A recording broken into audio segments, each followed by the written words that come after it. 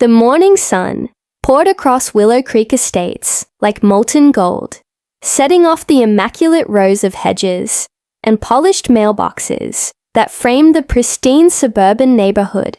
Every lawn glistened, trimmed within an inch of its life, each home a carbon copy of the last.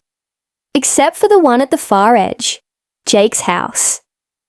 Karen Whitmore stood at her upstairs window, a mug of sugarless chamomile tea clutched in her manicured hands, lips pressed tight with suspicion. She'd noticed the activity last night, unusual for Jake, the quiet loner with the property grandfathered into the HOA despite his livestock. She didn't like it. She never liked unexplained activity. She adjusted her binoculars. The pool in Jake's backyard, once a murky eyesore, was now tightly sealed under a thick industrial tarp, the kind used for commercial agriculture. This morning, a large flatbed truck had backed into his driveway. From it, several men with heavy gloves began unloading what looked like massive bags of crushed ice. Pallets of them. Karen blinked. Her curiosity surged into alarm. What is that fool doing now? Her fingers moved instinctively, opening the HOA violations tracking app on her phone. Unregistered pool alterations. Health code violation. Maybe a refrigeration permit needed, she mumbled, scanning through regulations she practically knew by heart. Then she saw it. Jake, shirtless, covered in sweat, walking beside the workers, and gesturing toward the pool like a madman leading a ritual. His teenage son tossed salt blocks near the edge while two large Holstein cows stood lazily in the shade, tails flicking.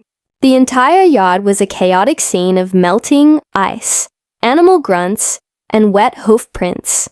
Karen's jaw dropped. She grabbed her HOA binder and flipped straight to Rule 12B. Pools must be maintained for family-oriented recreational use only. No alterations or adaptations shall obstruct aesthetic harmony or safety standards. She underlined it twice and added a post-it labeled urgent. Jake's pool. This is outrageous, she hissed, yanking out her phone and snapping several photos. He's turning it into some sort of bovine bathhouse. She fired off an email to the HOA board, including the photos with the subject line, emergency pool violation, possible livestock infraction. Within minutes, replies trickled in. Dan, HOA treasurer. Looks like ice. Weird but not technically a violation, unless he's dumping waste. Is it temporary? Marsha, vice chair. He's technically exempt under the old zoning clause. Remember, Ron. Board member. Did you just say cows in the pool? Karen's eye twitched. How could they laugh at this? She was trying to protect the neighborhood. Jake's property was a time bomb. First the chickens, now cows, and now the ice pool. She turned back to the window. The delivery truck rumbled off. Jake spread out the remaining ice with a shovel, muttering to himself. One of the cows plodded forward, sniffed the pool's edge, and mooed contentedly. Jake grinned. Karen stared, stunned. Was he seriously making a cow spa? Her eyes narrowed. She wouldn't allow it. Not here. Not in Willow Creek Estates. Her grip tightened on her phone. If no one else on the board would act, she would. And if Jake thought a flimsy piece of tarp and a couple of well-fed cows could keep her away from the truth, he clearly didn't know who he was dealing with. Karen Whitmore didn't just enforce the rules. She was the rules. And come hell or high water, or a pool full of ice, she would expose whatever strange operation Jake was hiding. Karen waited. Exactly 23 hours before striking again, she had timed Jake's routine. Lee Reiser out by 7:15 a.m., working with his cows until lunch. His teenage son, Kyle, seemed to vanish into headphones and video games for hours at a time. This meant the late morning window was hers. At 10:42 a.m. sharp, Karen reapproached her upstairs window, eyes locked on Jake's backyard, like a hawk stalking prey. And today, her patience was rewarded. Jake stepped outside, sleeves rolled up, dragging the corner of the thick tarp off his backyard pool. What was revealed underneath made Karen's breath catch in her throat. A glacier. No, a pool-sized frozen tundra. Chunks of ice bobbed on the surface, like miniature icebergs. Some sharp, some melting to jagged edges. Salt blocks lined the pool edge like floating pink stepping stones. It wasn't just filled with ice, it had been engineered. Jake knelt by the edge and tapped a floating thermometer. The cows, those same enormous black and white beasts, ambled toward the pool's edge, content, tails swinging. One leaned over and gently licked an ice chunk, lowing in approval. Another dipped a hoof in the shallow end and backed up, satisfied. Karen's mouth hung open. Her phone nearly slipped from her hand. This wasn't just unconventional. This was unhinged. A livestock cooling station in a suburban pool. She needed evidence. Real evidence. Something irrefutable. She hit record on her phone and zoomed in. Video proof. She whispered. Unlawful modification. Violation of community health standards. Possible biohazard. Just then, Jake glanced upward, toward her direction. Karen flinched and pulled back behind the curtain. Her heart raced. Did he see her? Was she being paranoid? She peeked again. Jake had already gone back to adjusting something along the pool's edge. Perhaps a filtration system, or a cooling rig. Then he did something bizarre. He reached into a white cooler and pulled out a chunk of watermelon. The cows came running. He tossed slices into their feed troughs and smiled as they munched. Karen stared in disbelief. He had the nerve to reward them for desecrating a swimming pool. Suddenly she had a new theory. Jake wasn't just breaking HOA rules. He was mocking them.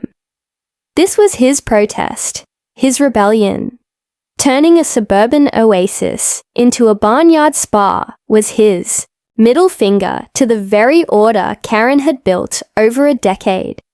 And no one else seemed to care. She checked the HOA group chat. The same tired replies. Ron. Karen. Unless he's raising alligators, let the man cool off his cows. Marsha.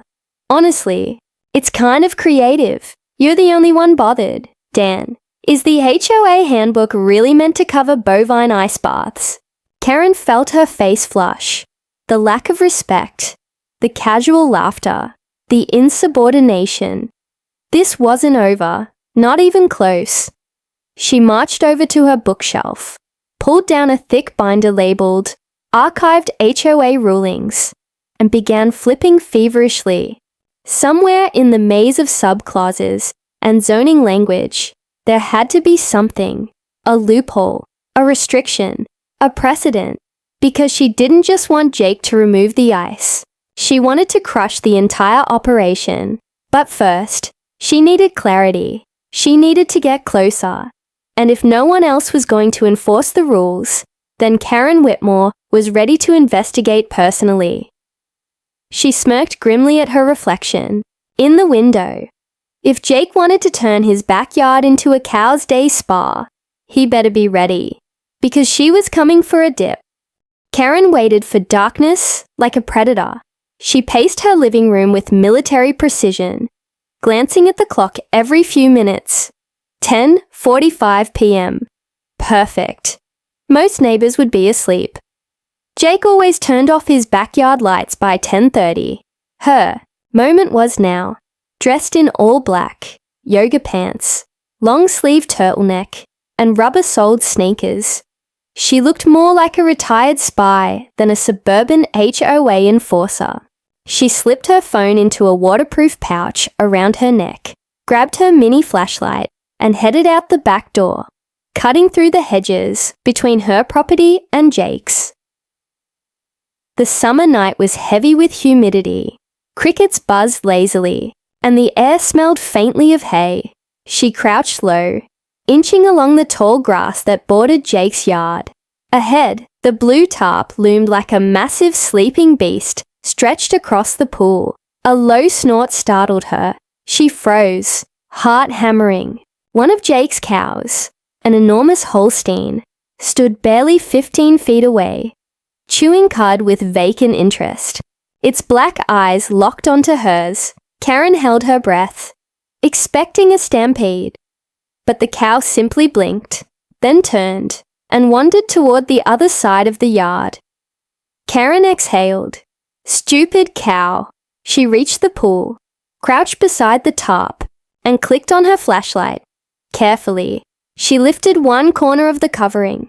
Her breath caught. Beneath the tarp, thick blocks of ice shimmered in the flashlight's beam. They weren't melting. They were being maintained. Dozens of them, layered like some Arctic excavation pit. Water trickled between them, making soft cracking sounds. Several floating salt licks hovered near the pool's edge. And then she saw them. Cows, bathing, not swimming, just standing calmly in the shallow end, 2 feet submerged in the frigid water. Steam rising from their massive bodies.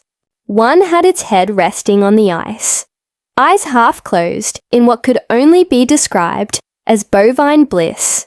Karen's jaw dropped. They loved it. Her mind reeled. This wasn't an eyesore. It was a system. Jake had built an operational cow spa in a suburban backyard. This wasn't a violation of HOA regulations. It was a direct challenge to her authority. She clicked her phone's camera into video mode and began filming, zooming in on the cows and the icy pool. "This is beyond unacceptable," she whispered. "Health violation, misuse of residential space, improper livestock containment. He's finished." A loud moo shattered the silence. The nearest cow turned toward her, sniffing the air.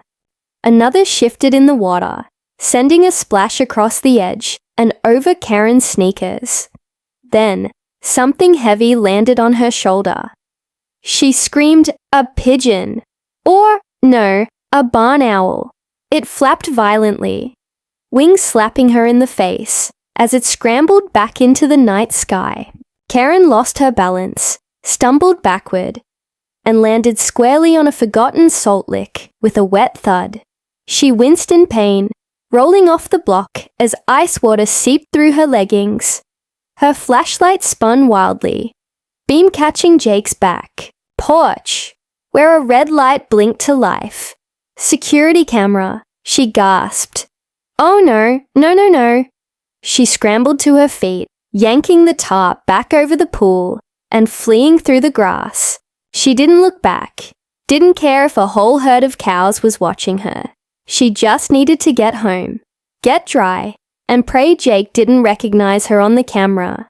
But as she reached the edge of her lawn, panting and soaked, she failed to notice a small red light blinking in the hedges. Another camera, a backup. Jake had eyes everywhere, and Karen had just given him evidence. Karen spent the next morning scrubbing her shoes with bleach and peroxide. The salt lick had stained her, black sneakers white, and no amount of online cleaning hacks would undo it. Worse, her phone was acting up, probably from the ice water splash it had endured during her unauthorized recon. She paced her kitchen, peeking through the blinds every few minutes at Jake's house. He was unusually calm today. That made her nervous. Jake hadn't confronted her. No neighbors had knocked. And yet, something about the stillness across the street felt menacing, calculated. The man was waiting for something. Then it arrived. At exactly 11:05 a.m., the doorbell rang. Karen jumped, nearly dropping her mug of green tea. She crept to the peephole and froze. It was Kyle, Jake's lanky, permanently bored-looking teenage son, standing with a clipboard in hand. She frowned, cracked the door open 2 inches. Yes? Kyle didn't look up. My dad says you've been watching the cows. Karen blinked. Excuse me. He held out a yellow sheet of paper, a printed flyer titled, Cool Cow Day, Educational Open House. In bright, bold Comic Sans. We're inviting neighbors. Kyle continued, scratching his head. He said you probably had questions. You can come see how it all works. He glanced up now. But you gotta sign the waiver. Karen took the paper as though it were radioactive. Her eyes scanned the words. Join us for a one-of-a-kind backyard experience. Chill with cows. Learn about sustainable cooling. See the world's first suburban bovine spa. When? Saturday, 12:03 p.m. Where? Jake and Kyle's backyard. Includes live demo, popsicles, and cow selfies. At the bottom in fine print, entry. Constitutes consent to video and photography. No glass, weapons, or sabotage permitted. Livestock have right of way. Karen's face turned crimson. This is a joke, she muttered. Kyle shrugged. My dad said you'd try to crash it anyway, so we figured, might as well invite you. Before she could respond, he turned and walked off. Earbuds already in. Karen stood motionless in the doorway, gripping the flyer. Her mind raced. Jake. Anew. He wasn't hiding the cow spa anymore. He was advertising it. And worse, he was inviting the whole neighborhood to celebrate it. This wasn't just a taunt. It was war. She stormed inside and dialed the HOA board emergency line. Dan, it's Karen. Jake is hosting a cow-themed backyard event with real livestock, popsicles, possibly merchandise. You have to stop this. It violates. Dan sighed on the other end. Karen, we already approved the event. Jake filled out an event use form last month. It falls under educational demonstrations. He even got a temp livestock permit from the county. Frankly, it's pretty clever. Clever, she shrieked. It's ridiculous. And Dan continued wearily. We saw footage from his security camera. He showed us someone snooping by his pool at night. Ring a bell? Karen's mouth opened, but no words came. Just try not to escalate things, Dan said. Maybe go to the event, learn something. The line went dead.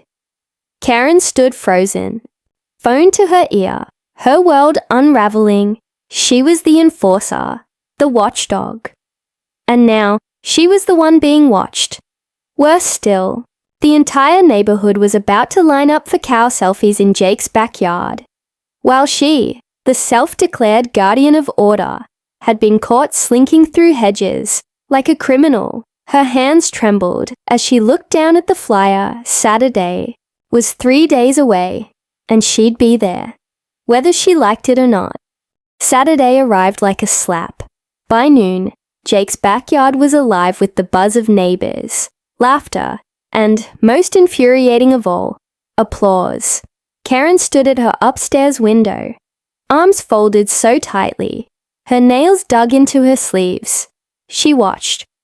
As lawn chairs filled, children squealed at the cows, and a line formed at the popsicle cooler, like it was a state fair. She zoomed in with her binoculars. There was Marsha, from 2 houses over, taking a selfie with Daisy, the cow Karen hated, most because it always stared like it knew her. And there was Ron, stuffing his face with blue raspberry ice, like he'd never voted to ban lawn inflatables last summer. The HOA board members were all there, laughing, relaxed, eating popsicles, and petting cows like it was a Norman Rockwell painting. Karen's blood boiled. This wasn't just a backyard party. It was a public execution of everything she had worked for. Rules, order, sanity. Jake had weaponized charm, and the entire neighborhood had defected. She would not stand for it. At 12:27 p.m., she marched out her front door, clutching the yellow flyer in one hand and her own clipboard in the other. She wore her HOA oversight volunteer sash, homemade, bold, and draped like she was running a pageant for tyrants. Neighbors turned as she entered Jake's yard, their smiles faltering. Kyle, manning the popsicle stand, offered a wary half-wave. We got sugar-free mango. I'm not here for snacks. Karen snapped. Jake was by the pool, smiling like a man who just won a bet. Karen, he said warmly. Glad you could make it. The cows were asking about you. The crowd chuckled. Karen didn't. This entire event is in breach of several health and zoning codes. She barked, waving her clipboard. You're exposing residents to unsanitary conditions, unlicensed food distribution, and large animal waste runoff. Jake didn't blink. Actually, the cows relieve themselves before they enter the water. We use biodegradable feed supplements to keep the runoff safe, and the pop cycles are store-bought, packaged, sealed, and under the food safety limit. I smelled something near the petting corner, Karen hissed. Definitely unregulated. That was Greg's dog, said Marsha, licking her lime pop. He had an accident. The cow zone's cleaner than most kitchens. Karen fumed. You cannot allow livestock to soak in a residential pool. It's grotesque. Jake grinned wider. Would you like a demonstration? Daisy's about to step in for her ice bath. He snapped his fingers. Daisy lumbered forward, majestic and unbothered, and slowly descended into the shallow end of the pool. Ice cracked and shifted, steam rising from her massive frame. The crowd applauded. Karen's mouth fell open. This isn't legal, she shrieked. This is madness. Dan, the HOA president, stepped forward, clutching his mango pineapple pop. Actually, Jake's complied with every regulation we could find. And I'll be honest, it's the most community-friendly event we've had in years. Karen turned red. Jake raised an eyebrow. You know, Karen, you've been watching from your window for weeks. You could have just asked. Instead, you snuck into my yard, tripped over a salt lick, and made a guest appearance on 3 of my security cameras. The crowd chuckled again. Karen was cornered. She looked around at the smiling faces, the relaxed neighbors, the calm cows, and the homemade Cool Cow Day banner, flapping happily in the breeze. She was losing. Then from the crowd, a small voice piped up. Miss Karen? A little girl asked, holding a popsicle with 2 hands. Do you want to pet Daisy? Karen froze. Everyone watched. She looked down at the child, then at the cow, then back at Jake. No, she muttered. But I will be testing that water. And, with that, she marched past everyone, straight toward the pool, unaware that the next move she made would be her biggest mistake yet. Karen approached the pool, like a storm rolling over a quiet lake. Daisy, now half submerged in the glittering ice water, lifted her sleepy head as Karen stomped closer. Around her, the crowd went silent. Even the kids sensed something was about to happen. I am invoking subsection 3, clause D of the HOA Safety Compliance Charter. Karen snapped, unrolling a laminated sheet from her clipboard. I have the right to inspect any residential water feature in suspected violation of public health standards. Jake chuckled. You laminated it? Karen ignored him, crouched by the pool, and dipped a gloved finger into the water.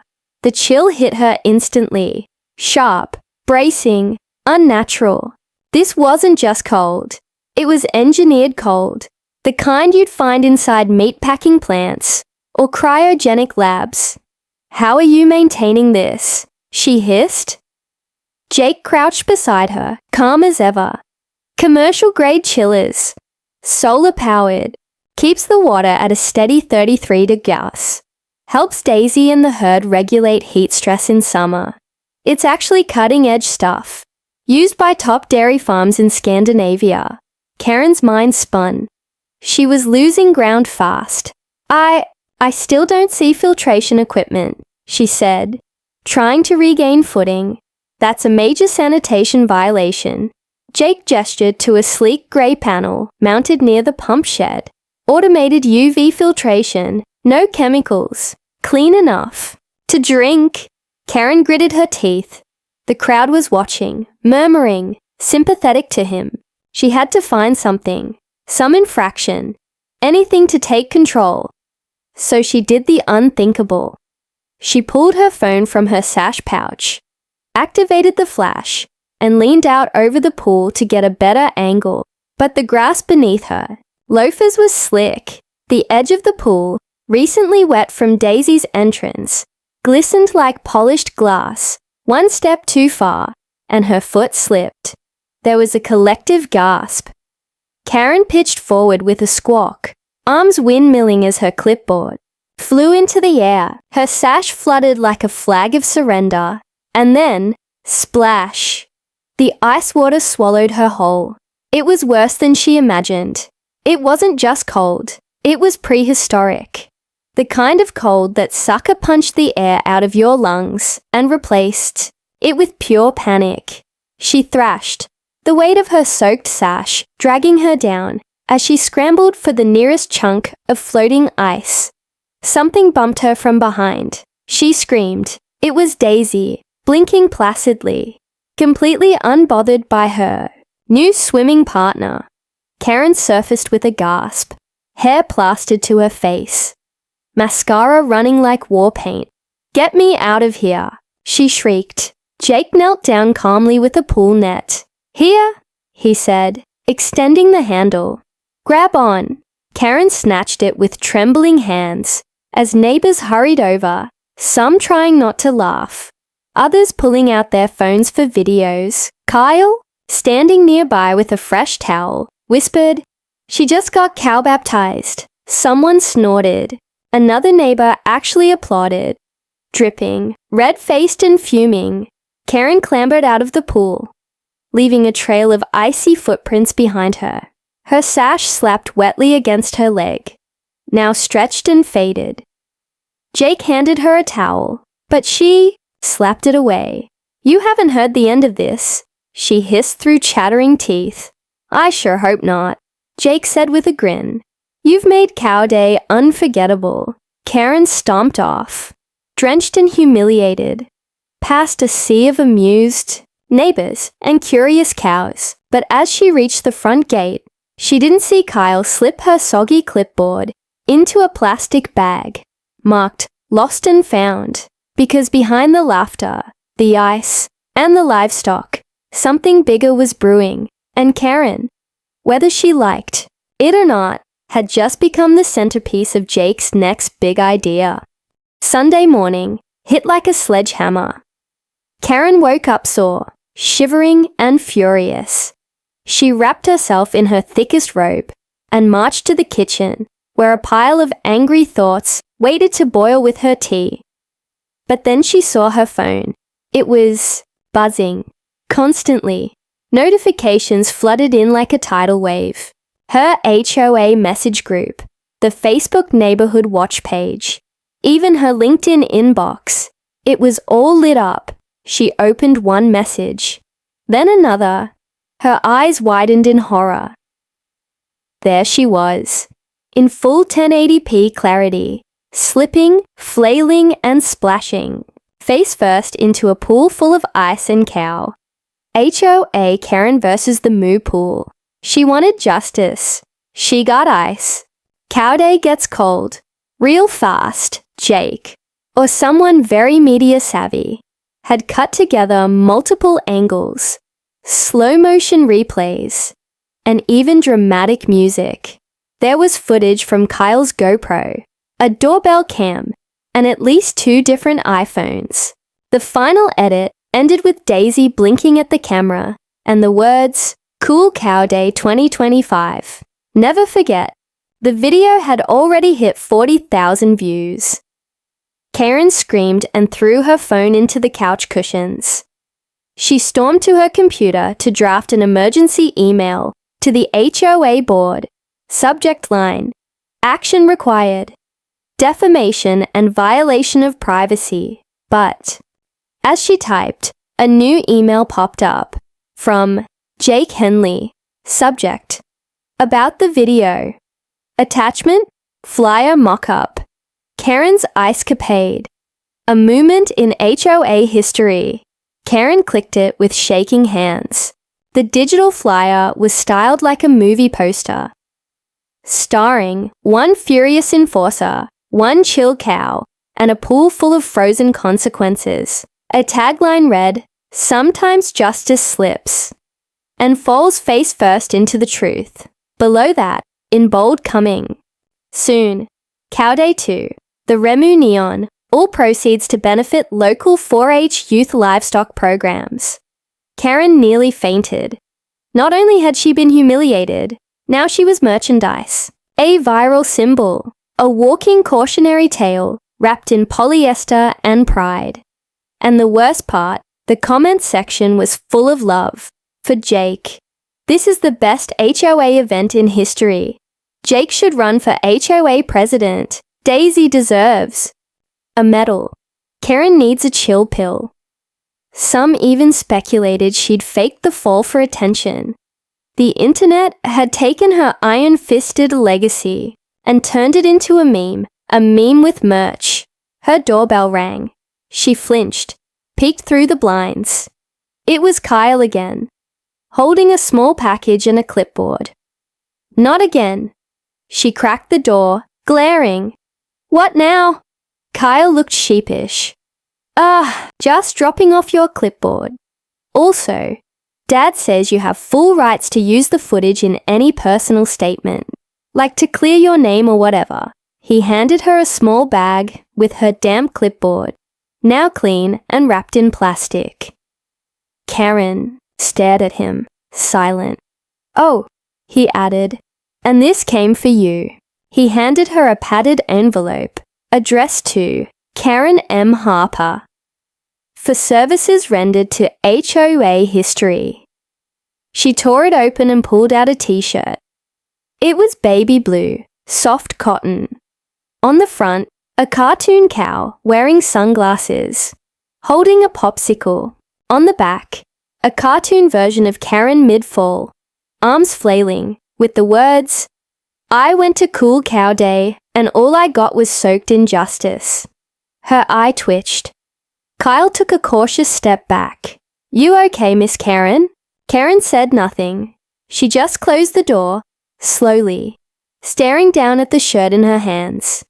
Somewhere deep in her chest, something stirred. This wasn't just about cows anymore. This was war. Karen stood before her bathroom mirror, clutching the Cow Day t-shirt like it was radioactive. Her reflection looked tired, frazzled. Nothing like the iron-willed HOA queen who once struck fear with a raised clipboard.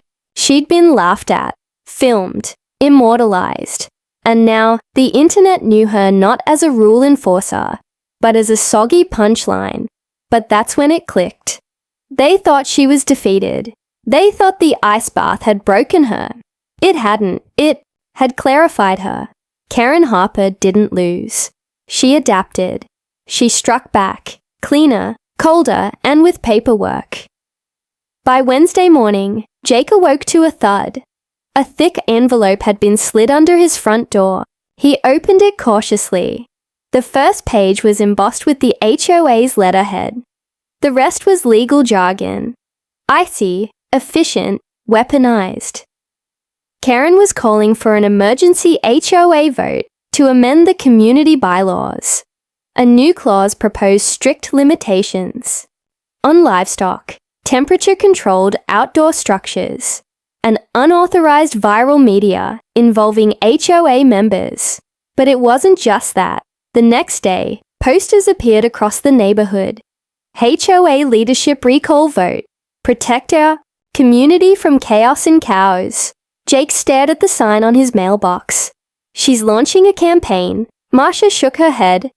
That woman bounced off the ice and landed on a political platform. But Jake wasn't worried. Not yet. He still had the support of the neighborhood. And the cows. He gathered the core group. Kyle, Marcia, even Dan from the board. The plan was simple. Host Cow Day, the reunion, this Saturday. Bigger, better. With Karen's attempt to outlaw it still pending. The timing was perfect. But then came the twist. On Friday night, as the last-minute flyers were going up, and Jake prepped the pool for a new batch of ice, the power in his backyard cut out. Everything went dark. No pump, no lights, no chillers. Jake sprinted to the side panel. The main breaker had been flipped manually. Someone had snuck in. He checked the security cameras. All feeds wiped. Karen, he growled. But when he marched over to confront her, her porch was calm. Wind chimes swayed gently. She was sipping tea with her cat, looking utterly unbothered. "Oh, Jake," she said sweetly. "Technical difficulties already. Shame. I was so looking forward to your little event." He left furious, but not defeated.